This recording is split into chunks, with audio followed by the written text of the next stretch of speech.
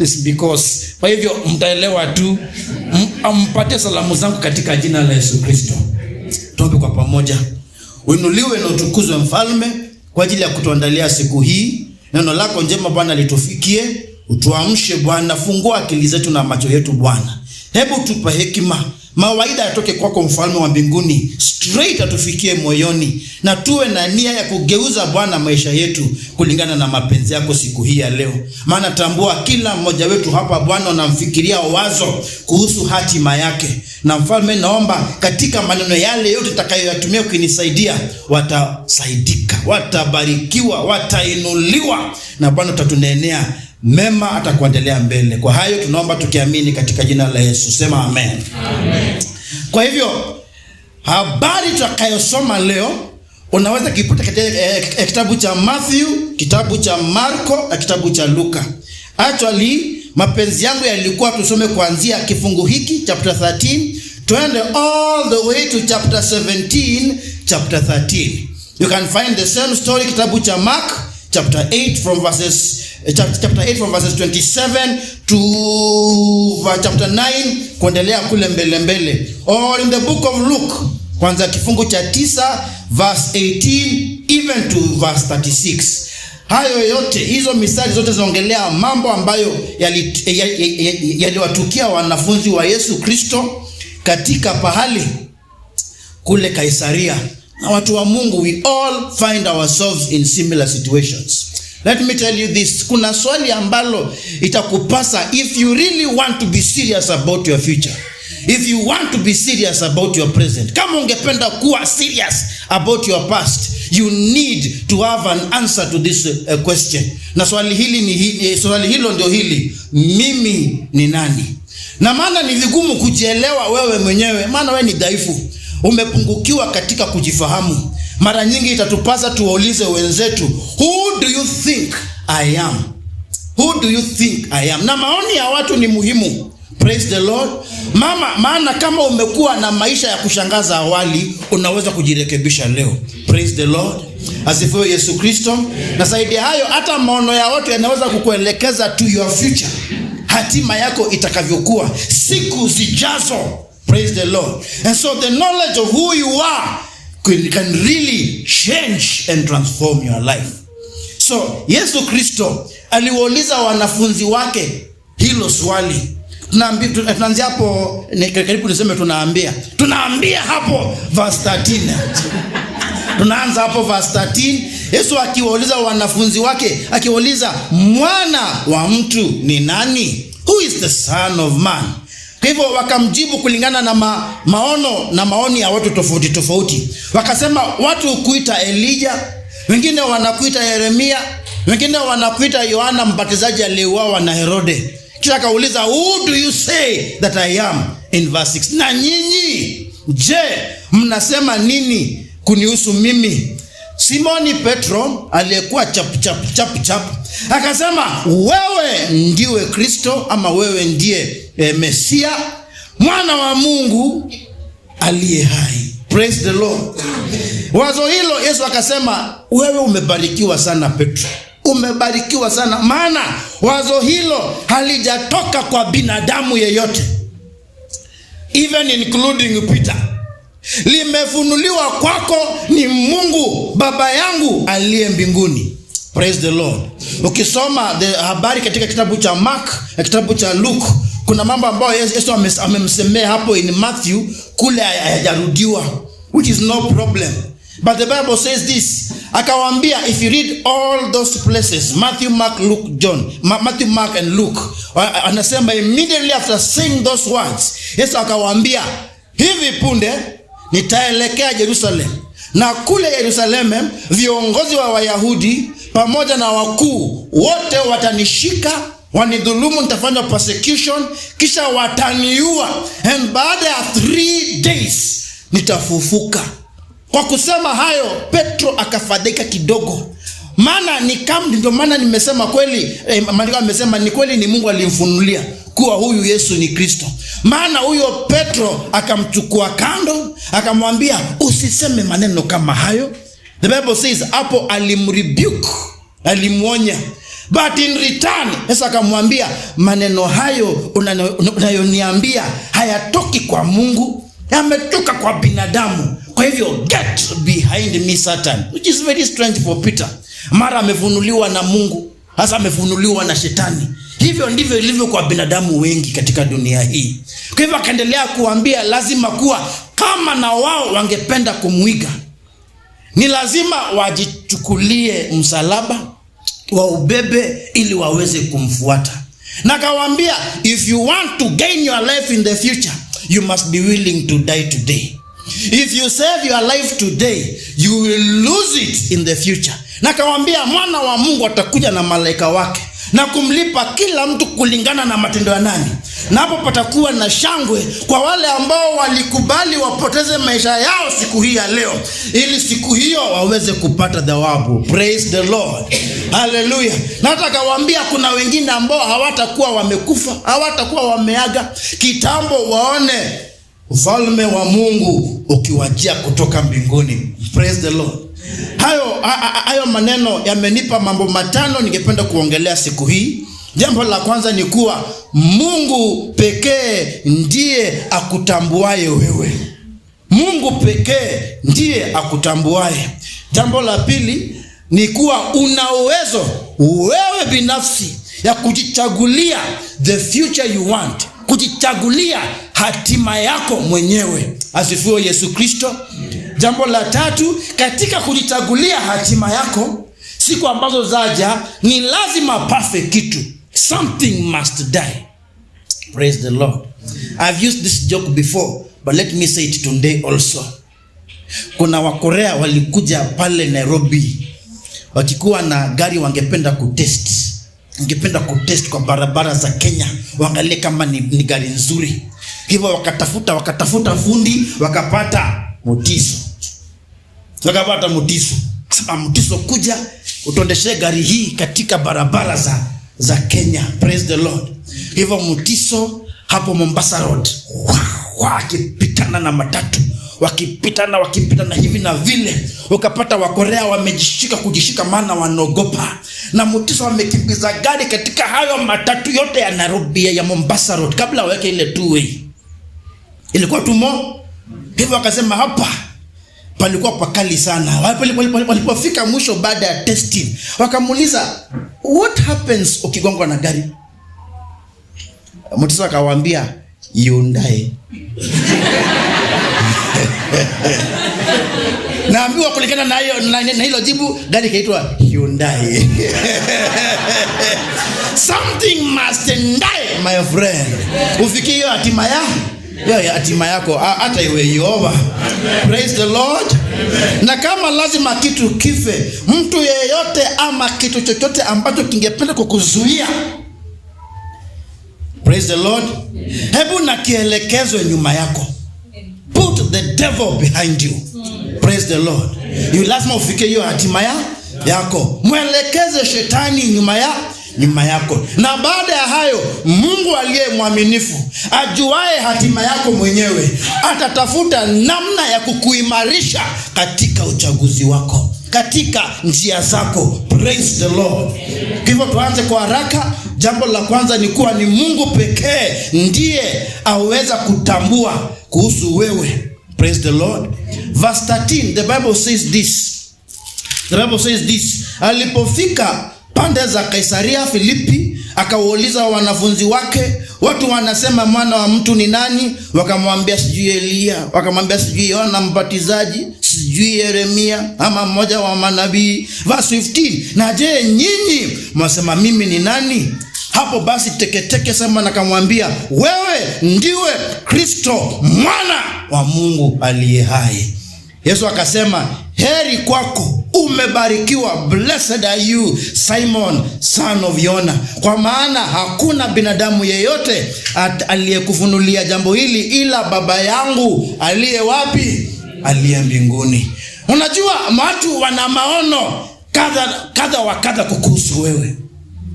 People have thoughts and ideas and opinions kukuhusu wewe. Na ukiwaachilia hao watu watakwambia mambo ya ajabu sana. Wengi watakuambia maono kukuhusu wewe kulingana na yale yote umefanya wakati awali. They will assume you are who you are on the basis of the mistakes, upungufu wako wa wakati wa awali. But let me tell you, your upungufu does not define you. You may have done some terrible mistakes. Even some people have murdered and killed. But let me tell you, your mistakes do not define you. Some of them wanaweza kukukua na maoni kulingana na mambo mengi mema ulioyafanya. But let me tell you, you have done good things in the past. You can possibly do better things in the future. Kuna mzungu alisema, sikizeni, alisema, if you are still celebrating things you did in the past, today you are doing nothing. Kama unashangilia mambo uliyofanya kitambo, kuna wakati mmoja, kuna siku ingine, my friend, today you are doing nothing for yourself. There are greater things to accomplish in the future. Sometimes people watakupatia maono kukuhusu wewe kulingana na their own personal experiences. Ziwe ni nzuri ama ziwe ni mbaya. But let me tell you this, their experiences are not definitions of you. Mawazo yao yamepungukiwa. No one can truly tell who you are. Some of them have expectations of your life, and those expectations might be limiting you. Praise the Lord. And so haifai kutegemea maono ya watu kukuhusu wewe, lakini tegemea maoni ya Mungu kukuhusu wewe. Na afadhali kungoja ufunuliwe na Mungu maoni yake kukuhusu wewe. And I really love this because the Bible says this. The Bible says, if anyone is in Christ, yeyote ambaye aliko ndani ya Yesu Kristo, mambo ya awali, mambo yaliyopita yamekwisha, tazama yamekuwa mapya. One thing I love the Lord is that his opinion of you is not based on a past amekusamehea.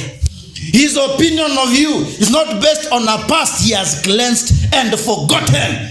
Maandiko yanasema, as far as the east is to the west, so far ametupa dhambi zetu. Be free in the presence of the Lord Almighty. Maana nakupenda sana. Asifiwe Yesu Kristo. But also love this thing about God. Ana maono yako kukuhusu wewe, not just because of the past, but also because of the future. In Jeremiah anasema, for I know the plans I have for you. Anasema, those plans are not for a good past, no, they are for a good future. When God tells you kukuhusu wewe, anaangalia hiyo future. My friend, I have an uncle who spent time calling his children majina ya sifa. Wakikuwa, wakisema jambo, wakijibu swali, kufanya jambo nzuri hapo nyumbani, anawaita engineer, anawaita lawyer. And let me tell you, those words came to pass. Alichukua a step of faith and called them by a future he desired of them. Asifiwe Yesu Kristo. God looks at you and calls you by the future he sees of you. Asifiwe Yesu Kristo. And let me encourage you now, begin asking, what future, ni hatima gani Mungu amenionea ili ninyakue na nichukue? Asifiwe Yesu Kristo. Praise the Lord. Maana your future is described to you by God. What a beautiful thing. God knows your future. Naimbo limbwa na kababu, wewe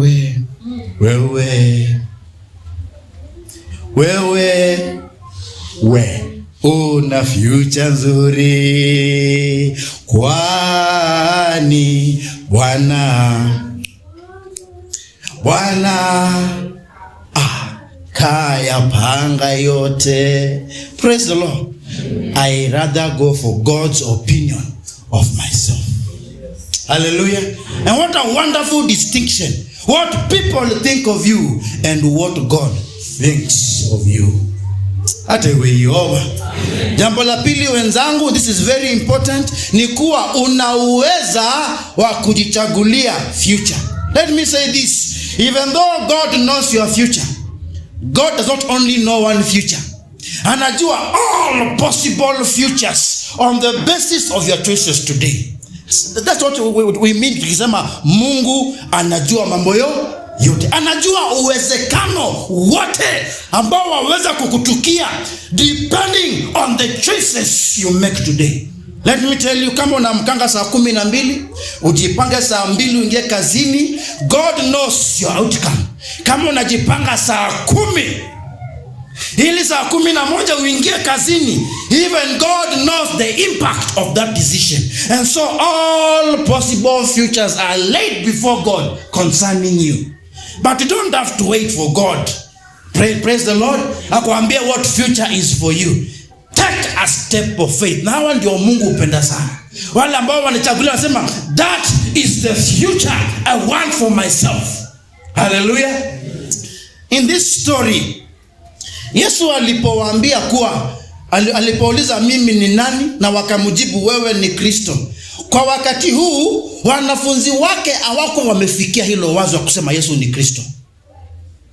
Hawako wamefikia. Do you know the writers of these books wanaandika on the basis of hindsight. Yaani walikaa naye akafufuka, na baada ya yote wamepitia 30 years later ndio wananakili vitabu hivi. Praise the Lord. Ndio maana hata kuanzia kule mwanzo wanamuita Yesu Kristo. But in the story itself, when it was happening, wanafunzi wake hawakuwa wamefikia pale ya kumuita Kristo. Maana walikuwa na expectations zao za Kristo anafaa kufanya nini. Ndio maana alipoitwa na Petro Kristo, akamwambia ni Mungu amekufunulia kulingana na future ambayo nimewekea Yesu Kristo.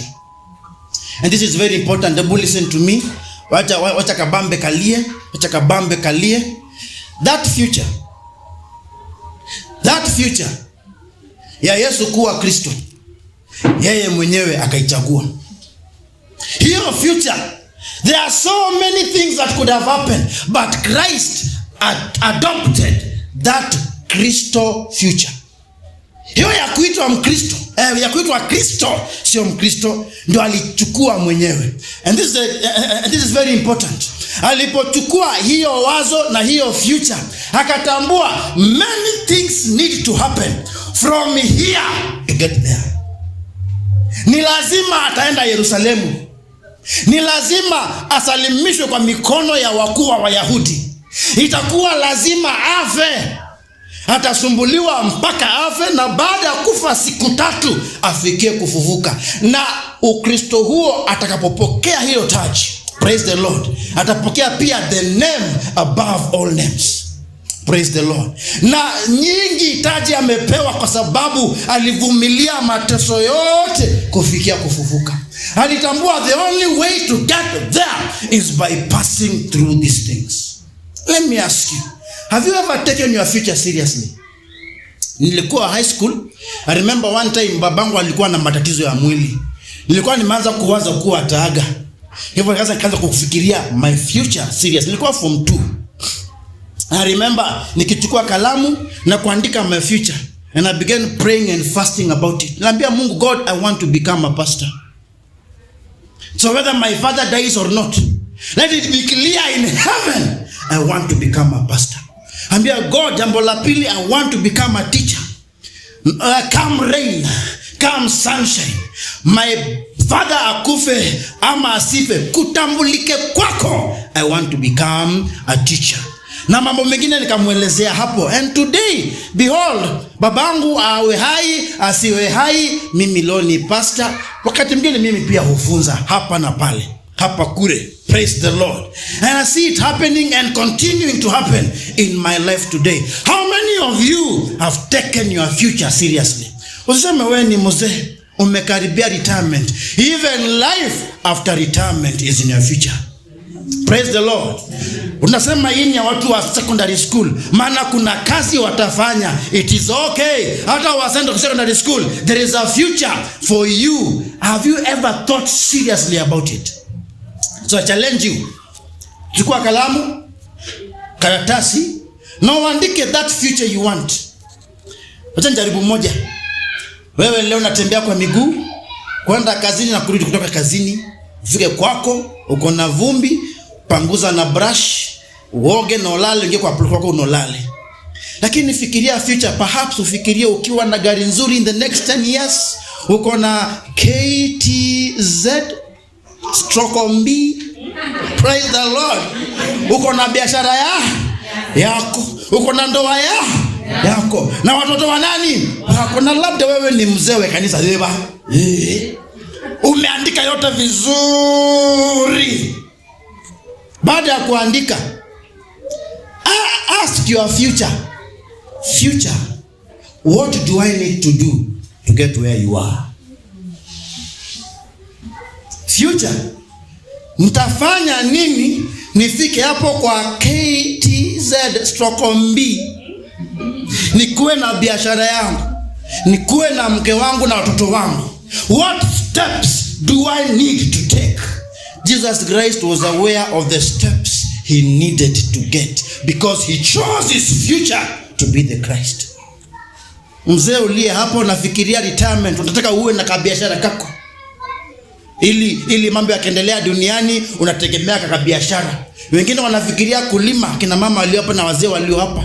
Mimi nitakuwa na kuku nikifuga, nitakuwa nikifuga ng'ombe wangu, nitakuwa nikiuza maziwa na nyama, hapo nitaangukia na nitapita vizuri. Kwa hivyo ask your future farmer so and so, habari yako mbest, unaendelea aje? Vizuri. Are you prosperous? Indeed. Are you successful? Indeed. Niko na order Machakos General, niko na order ya kwa governor, niko na order ya UBC. Nauliza kitambo ufike hapo unifilishe, niambie what do I need to do to get from here to where you are. And once you can write those things somewhere and begin following the steps, let me assure you that future will arrive upon you because of God's goodness in your life. Hallelujah. Which comes to number 3. Tell your neighbor number 3 now. Utoke hapa ukafike kule, na kuhakikishia something must die. Tell your neighbor you die. Hallelujah. Something must do what? Yesu mwenyewe alitambua to become the Christ from the Elijah, from the Jeremiah people are seeing him, from the John the Baptist people are thinking of him. Kitambo nitoke hapa nikuwe yule Kristo, I myself must die. Let me tell you my friends, kitambo upate hiyo KTZ/MB, something must die. Hebu ask yourself, what is it that must die? Wengine hapa what must die might be marafiki zao, bad company. It needs to die ufike pale. Praise the Lord. Wengine wetu ni browsing data, sijui social media na vitu vingine. Ingawa tumeambiwa tuende kule tukasubscribe kwa ndugu zetu kwaya ya vijana AIC Kenya Israel, lakini kuna vile nasema I need to limit this because I spend 50 shillings a day kuangalia vitu for 4 hours a day. Those are hours I can use kuendelea kujipanga kwangu, kuendelea kusoma, kuendelea kufanya 3, 4, 5, and that is what will die in my life. What needs to die? Wengine your desire to sleep, kule kupenda kulala. Wengine lala hapa masaa 10, maybe some hours need to die of sleep.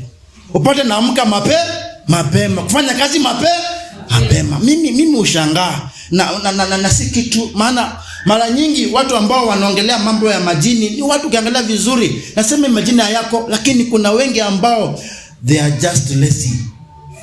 Na wanaona mtu anaamka saa 10 aende kazini, na wao anaamka saa 2 waende kazini ama wakapige mshene.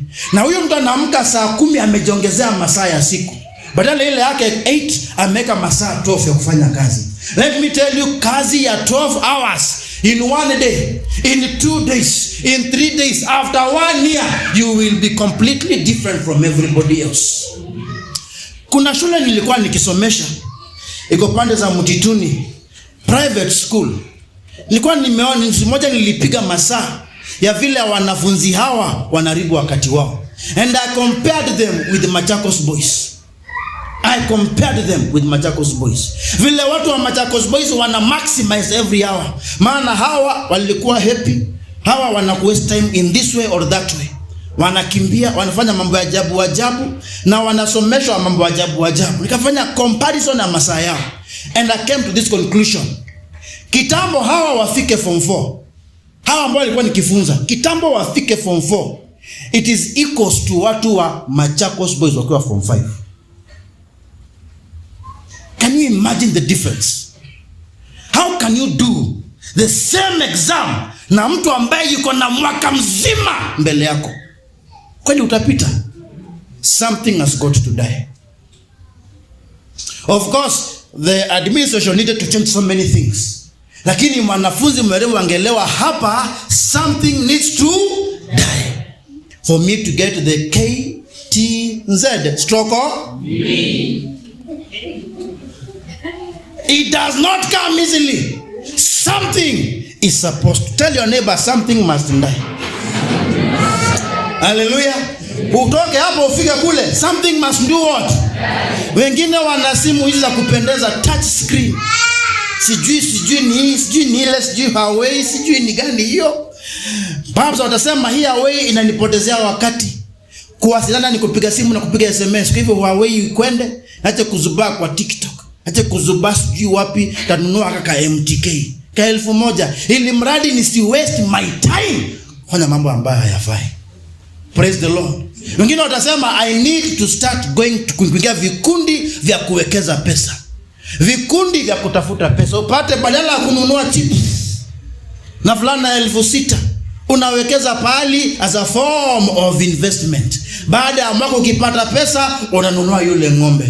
Wengine ni kukula tu. Hebu ask your neighbor, how is your sweater? Simulize how expensive is your hair. Yani kuna watu wanangoja financial breakthrough, lakini hii nywele inatumia 2,000 kila wiki. Pastor, niombe breakthrough. Come on my friends. Something must die. Hukupenda kununua nguo must die if you really want to change that future. My friend, I'm warning you. My friend, I'm warning you. Something must die. Utanunua mitumba na maisha yataendelea. Wengine watasema pastor, nikinunua mtumba na ninyoa nywele mimi ni mwanamke, sitachekelewa. Something to number 4 now. I tell your neighbor tumefika number 4. Mwambie elekeza shetani nyuma yako. Hallelujah. Hebu tusome huo mstari. Verse 21. Chapter 17. Hapana, 16. Tangu wakati huo Yesu alianza kuwajulisha waziwazi wanafunzi wake kwamba ni lazima aende Yerusalemu na huko kupata mateso mengi yatakayosababishwa na wazee, makuhani wakuu na walimu wa sheria, kwamba atauawa na siku ya 3 atafufuliwa. Petro akamchukua kando, akaanza kumkemea akimwambia, isiwe hivyo Bwana, jambo hili halitakupata. The Bible says, lakini Yesu akamgeukia akamwambia, ondoka mbele zangu shetani. Shindwe. Tell neighbor, shindwe. Na kama leo mwambie riswa. Praise the Lord. Riswa. Wewe ni kikwazo kwangu. Mawazo yako si ya kimungu ila ni ya kibinadamu. But let me tell you, ndio maana nawaambia mitazamo ya watu wakati mwingine haifai. Wanafunzi wa Yesu walitegemea Yesu Kristo atakuwa kama Bin Laden. Ataanza insurrectionist, atachukua magaidi wachukwane wote, na wakichukwana wote wachukue ufalme wao kwa nguvu. Walitegemea baada ya miujiza hii yote watu wengi watamjia Yesu Kristo na wakauchukue ufalme wao, wakachukue their independence by force. Kumbe Yesu Kristo ana nia ingine. Walikuwa nafikiria huyu hafai kufa before he has gathered everybody to himself and to make this war. Kumbe Yesu anafikiria yeye kufa, kufufuka na kuokoa na dhambi na shetani. Praise the Lord.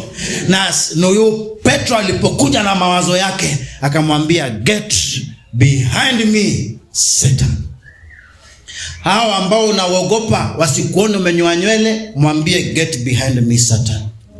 Hao unaogopa wasikuone ukiwa na kale kasumbu kadogo, sijika MTK, kanitwanga mulika mwizi, mwambie get behind me Satan, because I have chosen my future, na nimeanza kuua vitu vingine. Hao ambao watanichekelea hii mitumba yangu, get behind me Satan. You know, people have expectations of you, and wengine wanaogopa utawashinda. Utasikia wanasema amanza kuturingia, amejikeep busy, amacha group yetu, hii chama ameiacha, na waamini atalinyoa nywele yake. Wanawake wengine, get behind me Satan. Itafanya vizuri ile gari ya KTNZ stroko, ukaambie mtu wa kompyuta akutengeneze, akuandikie hapo KTNZ 722 MB, gari nzuri, na weke pale nyumbani kwako, ili ujikumbushe this is where you are headed. Praise the Lord. Watakwambia kuja tukalale, it is late ama it is early, mwambie get behind me Satan. Watasema mimi sio kwa kuamka mapema, sio lazima niamke, especially ngaos. Watasema certificate ya mwanamke is natural, mwambie get behind me Satan. Watakwambia Kenya hii iko na corruption, why are you struggling so much? Just toa pesa kidogo, mwambie get behind me Satan. And let me tell you, when you will begin increasing, ni wao wa kwanza wataanza kusema uko na manjini ya blue. Tell your neighbor blue manjini. Kumbe ziko. And it is you who was with them katika hali ya kupungukiwa. Lakini ulipopata maono ya hatima yako na ukaanza kuchukua hatua, wakabaki wapi? Ukiwa form 5 wako form 4 na mnafanya mtihani mmoja wa maisha, you will surely succeed. Praise the Lord. Kwa hivyo get behind me Satan. Bible says get out of them. Toka ndani yao ili msiangamie pamoja na wao. Hata iwe Yehova, get out of them. Hiki kundi wasichana inachukua tu wazee, get away from them. Siku moja watachapa, lakini hii akili ulitengeneza jitakuvutia watu. Watasema alipata promotion sio bure, ailana na boss, because that is all they think. Hawajui akili hii inaweza kukutafutia promotion. Watasema hawa kuku wako wakubwa sijui wa kilo 5, hizo ni majini bure. Hawajui ni bidii imekufikishia hapo, na kuku hawa wakubwa pamoja na ng'ombe unamkamua lita karibu 12, 19, 20 za maziwa. Watasema hiyo sio kawaida, wabaki hapo. Get behind me Satan. Praise the Lord. Get behind me Satan. Utawapita nyo KTNZ stokombi yako. Hawa kisema ni majini, get behind me Satan. Praise the Lord. Utachapa saa hii, lakini siku zijazo utapata your reward. Hallelujah. Yesu alisema kuna wengine kati yenu ambao hawatakufa kabla ufalme wa Mungu ukuje. In fact, it might be possible if you begin taking changes right now, you may not have to wait forever. You may begin seeing things change in your life, even beginning from right now. Utambue kumbe those friends ndio wamekuwa wakinisumbua nisiweze kufikia mema ambao Mungu ameniandalia. Let me tell you, shida hiyo uko nayo na hao watu, wenda kuwa ni Mungu anakuambia acha, na wewe ndio ujui. Hebu acha tuone vile utaendelea. Asifiwe Yesu Kristo. And then finally, hapo chapter 17, sitasoma. The Bible shows us alifunuliwa kwao Yesu Kristo. wakashuka kutoka mbinguni Elia na Musa. Na wanafunzi wake walipoona hawa wawili wakasema, Yesu Kristo, ili hawa wasiende mbali, hebu tuwatengenezee mahema, moja ya Moses, moja ya Yesu, moja ya Elijah, ili tukawaite watu wote waje waone muujiza huu. Huyu ni yule Elia, mko anasema ni Yesu, kumbe si Yesu, ni Elia mwenyewe. Huyo ndio Elia, huyo ndio Yesu. Wakiwaza hivyo, wingu likawashukia kutoka mbinguni, na Mungu akaongea na wao akisema, huyu ni mwana wangu nimpendaye sana, anayeniridhisha, msikizeni yeye. And let me tell you, on the day of your being lifted, those are the words that people will say in your graduation. When you'll be opening your business, God will lift you in the presence of people. Na watasemezana, huyu ni mpendwa wetu, huyu ni rafiki yetu, tunajivunia yeye. Ingewezekana wengine nyote mngemsikiza, maana anajua how it means to get to what you want to get, become what you want to become. Praise the Lord. I'm wondering about your life. What will you do about it? This is my biggest problem. 2 years from now, will you still be where you are? 4 years from now, will you still be where you are, doing the same things, staying in the same place? May God grant you to overcome. Maisha ya pastor ni ngumu sana. Sasa niwaambie miracle moja kubwa ya Mungu nilionea pahali. Nimefanya kazi for the last almost 19 years kama pastor. 17 of those years were spent in AIC Kasinga, pale kule mbali huko. Na nilikuwa nimetia bidii kutukuza Bwana, kumtumikia katika maisha yangu. Wengine walikuwa wameweza kujinua, wakajijengea manyumba kama pastor, wakajinunulia magari kama mapasta, na wakati wengine wakifanya hayo wanafilisisha lile kanisa ambalo wametuma waongoze. Wanasema, pastor, pale nimefika lazima akuwe na mobility, nataka ministerial vehicle. Na ni kanisa ambalo limejaa watu ambao hawana magari. Nyumba yake hata si kule mbali, ni hapa karibu. Lakini ana insist, kiwango changu kimepaa. Wengine wakajenga nyumba zao, wengine wakanunua mashamba katika ile hali ya kujinua kama mapasta wa TV. Maana wakati wao umefanya nini? Umefika. Unapata kanisa linakubali tu, maana kuna undo pastor wewe, hatuna mwingine. Tukitoka hapa tuende kanisa lingine, tutafinyiliwa tu hivyo. Tutoke hapa tuende kwa Nganga, tutafinyiliwa tu hivyo. Tutoke hapa tuende kwa Mwiru, tutafinyiliwa hivyo. Afadhali huyu tunayemjua atufinyilie tukimwona, labda gari yake itatubeba.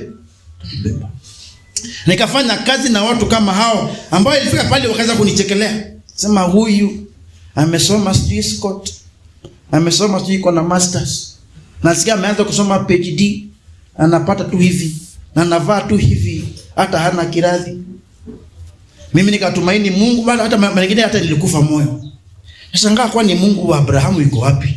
Na vile nimemtumikia faithfully for 17 years nikikaa kwa plot, nikitumikia Mungu na uaminifu, nikiamini kuwa if I serve the Lord faithfully, he himself will reward me. Praise the Lord. Maana kwingine only God can get you there. So what you can do is submit to him and serve him. Hata nilifika pale nikaelewa vile mapastor wenda kwa waganga wakachukua nguvu. Nilielewa. Maana wangependa kupaa na wengine na wenzao. Wangependa kuendelea kama wenzao.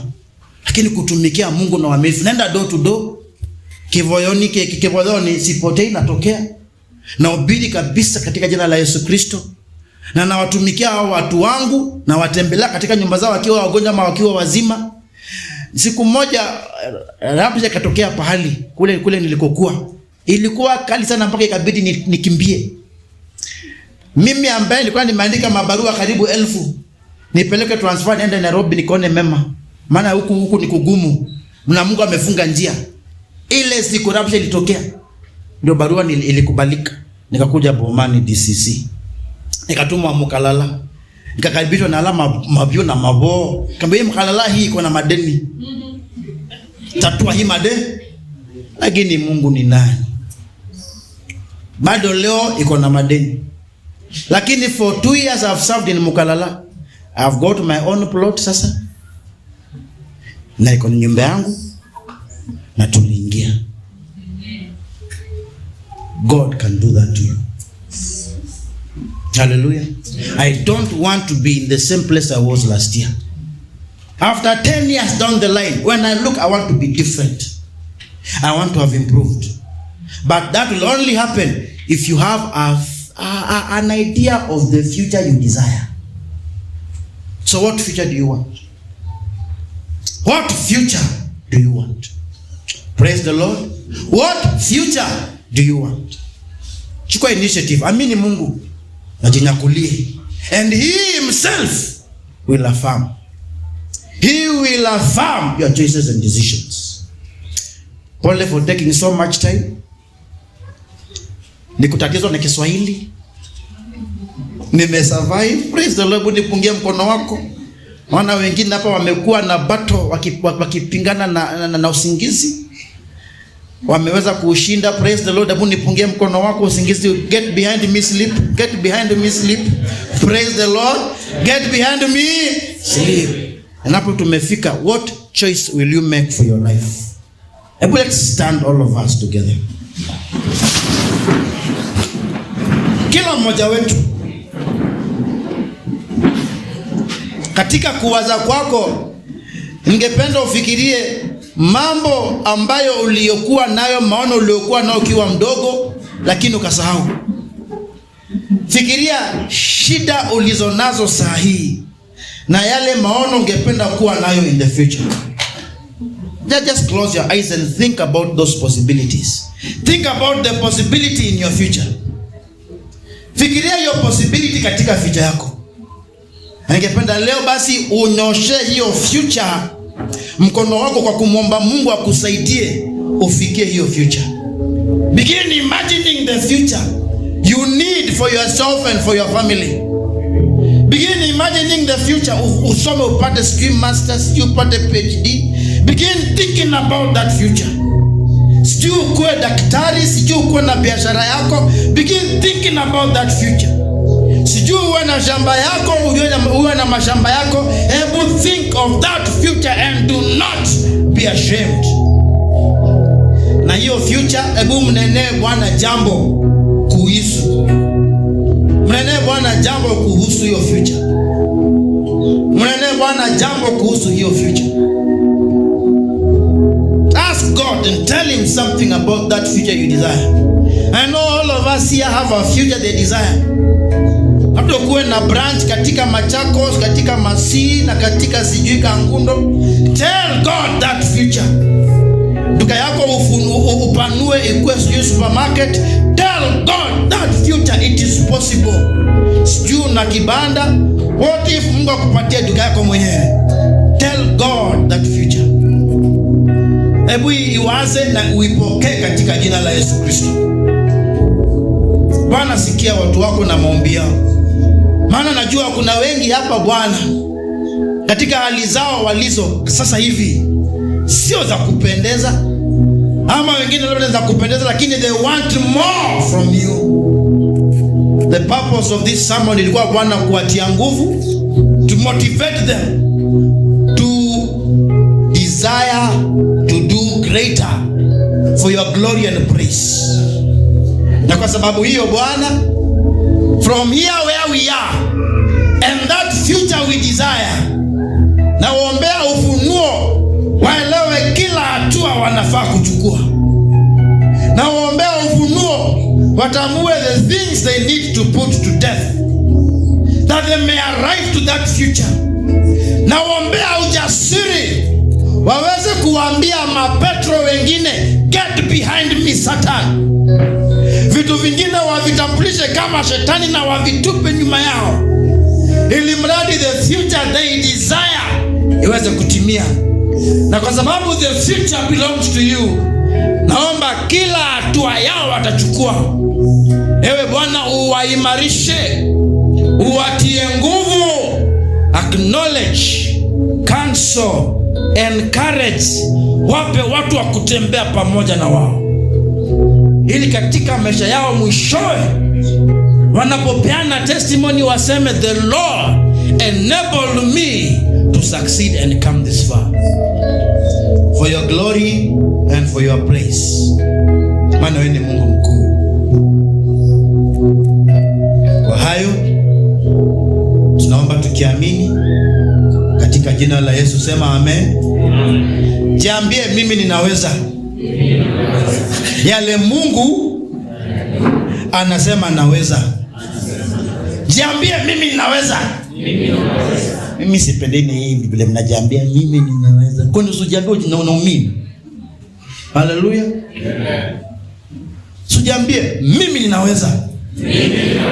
Yale Mungu ananiambia yanawezekana.